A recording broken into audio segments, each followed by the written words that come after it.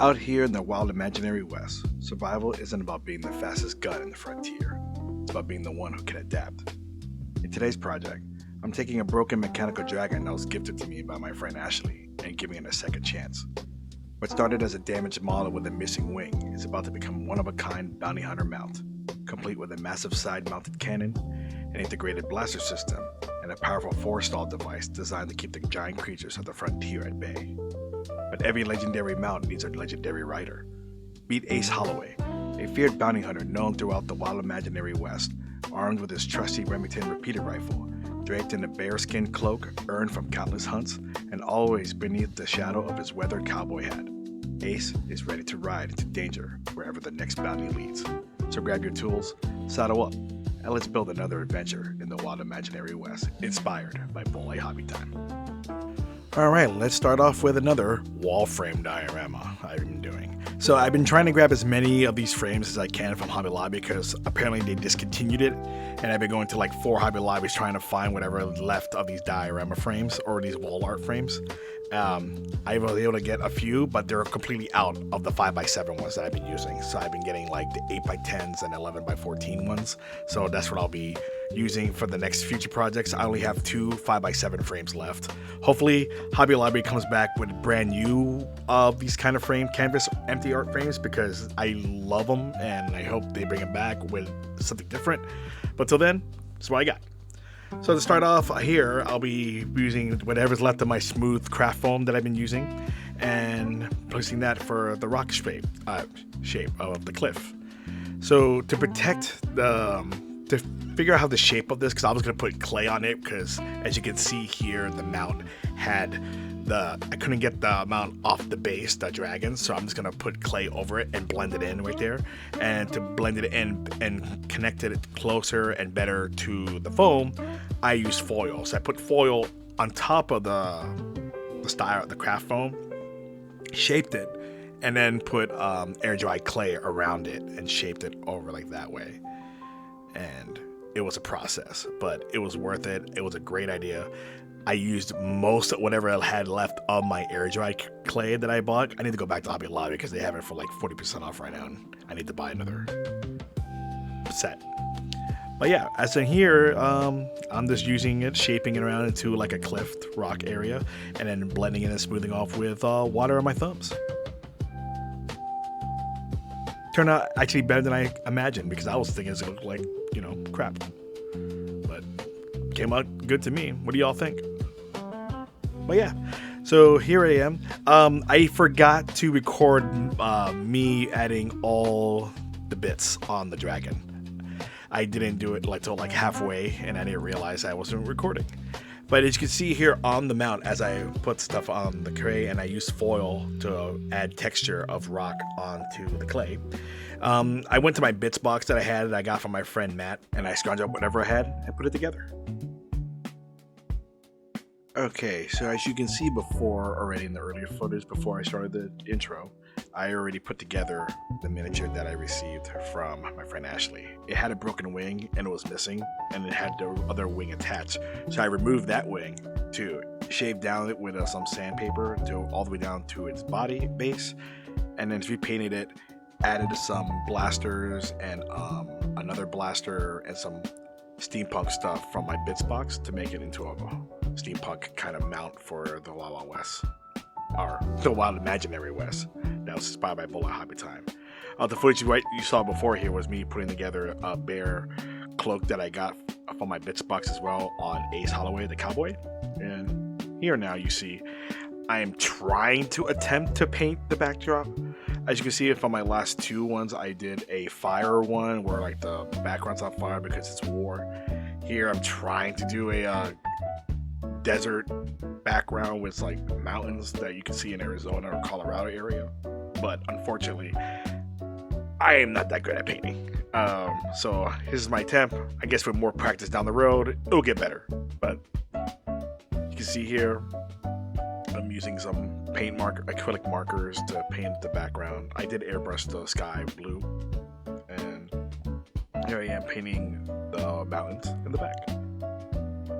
Yeah, I did some of that light color to look like the sun was beaming down on the mountain, and the dark area is like the shadow.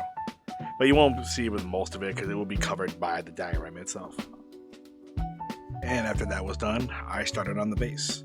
I forgot, I think, to include the footage that I did of placing the mounts on the base here. I put it on a craft smooth foam because I was able to cut the mount off its original base that it's got, because it's from D&D Tour Monsters miniatures, and I just used clay and built it around the foam on itself, and built it around it, wait for the dry, and then I added sand, fine sand on top of it with glue, isopropyl alcohol to stir it out, and went out to dry.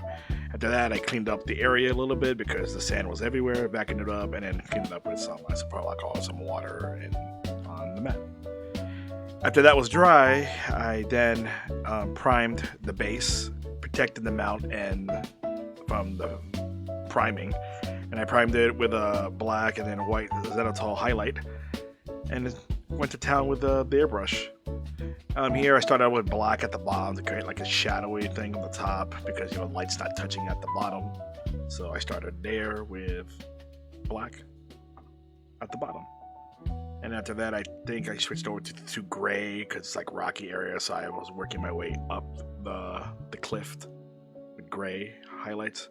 I was thinking of going with orange and brown because it's in the desert, but, you know, it's like a little mountain area that's, you know, borderline near the desert, but, you know, yeah.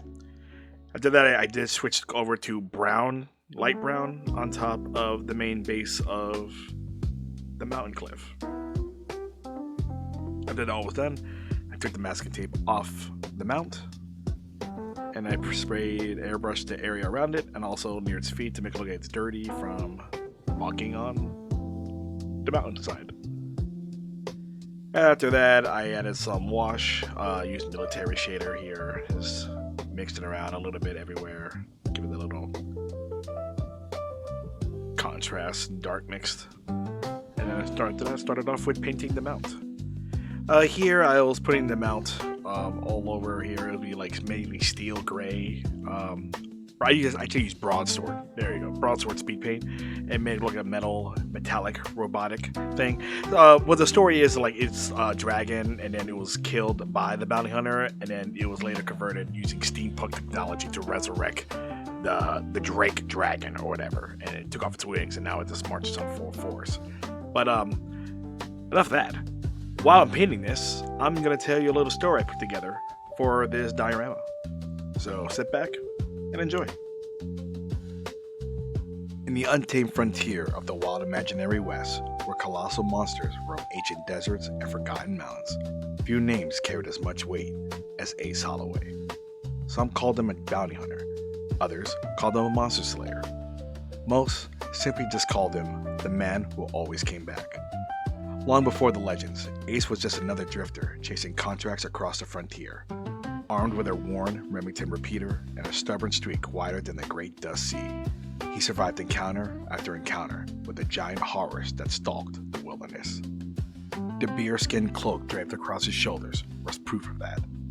He had earned it years ago after tracking a Thundermaw grizzly throughout the Frosthorn passes. The hunt lasted 9 days and claimed 3 horses, but Ace returned alone, dragging the beast's hide behind him. From that day forward, the cloak became his calling card. But his greatest encounter was not a horse, it was a drake. Long before it became a machine, the creature was alive. A true drake of flesh and flame, older than the rail lines and older than the frontier itself. It ruled the skies above the broken battlefield valleys. Its wings cast shadows over entire caravans.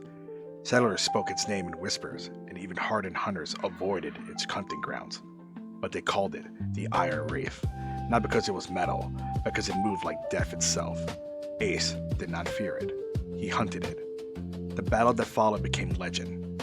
The drake scorched the wasteland with living fire, its war-shaking canyon walls as it tore through dust and stone. Ace tracked it for days, across broken canyons and ash-choked plains, refusing to turn back even as the land itself burned around him. At last, in the ruins of an old war basin, Ace brought it down. The final shot echoed across the frontier like thunder. When the dust settled, the Iron Wraith lay silent. Not dead, not yet, barely alive. Most bounty hunters would have finished it. Ace did not. Instead, he made a choice that would change the frontier forever. He saved it. Over the following months, engineers, tinkerers, and frontier mechanics worked under Ace's command, but this was no simple healing. It was a transformation. The Drake's broken wings were replaced with forged iron plating. Its shattered bones were reinforced with steel frames. Steam conduits were threaded through its dying body, binding flesh and machine together. A new heart engine was forged in fire and pressure, forcing life where nature has never given up. Where scales once burned with natural flame, now pistons hissed and gears turned. Where wings once beat against the sky, now armored plates cut through dust storms. And near its tail, a ForeStall device was installed, a rare frontier invention that emits a frequency capable of driving away many of the giant predators that roam the land. The Drake did not die, it evolved. What had once been a living legend of fire became something else entirely, a mechanical titan bound to a fading memory of its former self. Ace named it the Iron Wraith. Together, they became a familiar sight across the frontier. Settlers spoke of seeing the pair silhouetted against crimson sunsets. Railroad workers swore they watched the Iron Wraith stand against a charging sand strider the size of a building. Prospectors told stories of a lone rider and his Iron Revenant appearing from a dust storm to save entire caravans from marauding beasts. Whether these stories were truly hardly mattered. The legends grew, yet Ace never cared much for fame. For him, every bounty was another chance to keep the frontier safe. Every monster brought down meant another settlement will see tomorrow's sunrise. And whenever a new threat emerged from the wilderness, people knew exactly who to call. Somewhere beyond the horizon, the thunder of mechanical footsteps would echo through the desert. A cowboy in a bearskin cloak would tip his hat, and a wraith, once living, now reborn in steam and iron, would awaken with a roar of grinding gears and remembered fire. And once again, Ace Holloway and the Iron Wraith will ride together towards danger.